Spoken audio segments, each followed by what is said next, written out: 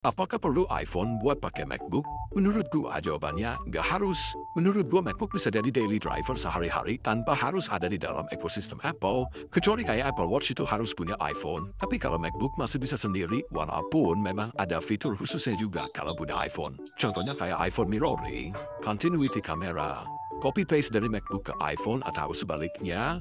Tapi menurut gua walaupun cuma ada MacBook pun juga nggak terlalu masalah. Next kita lanjut lagi, apakah bisa upgrade spesifikasi MacBook seperti RAM atau storage-nya? Jawabannya nggak bisa. Jadi sebelum kalian beli MacBook, bahkan bisa dibilang semua device Apple kayak gitu semua sih. Jadi pas beli udah harus tentuin mau yang RAM berapa, storage yang berapa, karena nggak bisa di-upgrade lagi setelah kalian beli.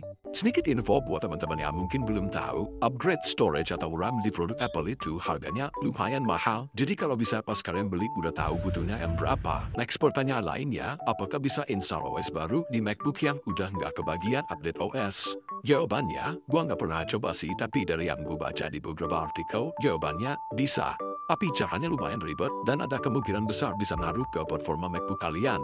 Entah ada masalah di konektivitas, masalah di baterai, karena sebenarnya OS itu udah bukan buat MacBooknya lagi. Daripada nanti MacBooknya kenapa-napa, saran gue mending kalian stay aja di update OS terakhir sampai MacBooknya rusak, atau aplikasi-aplikasi yang kalian gunakan udah nggak support lagi baru kalian upgrade MacBook gitu. Tapi nggak usah sampai kalian install OS yang bukan seharusnya buat MacBook kalian. Next satu pertanyaan lagi, apakah bisa install Windows di MacBook? Jawabannya, bisa.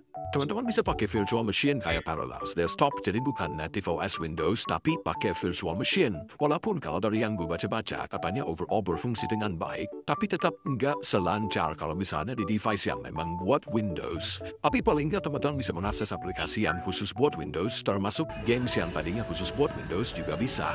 Tapi untuk software kayak Parallels ini juga berbayar, dan harganya lumayan mahal. Jadi kalau memang butuh, kalian bisa cek aplikasi kayak Parallels atau aplikasi virtual machine lainnya.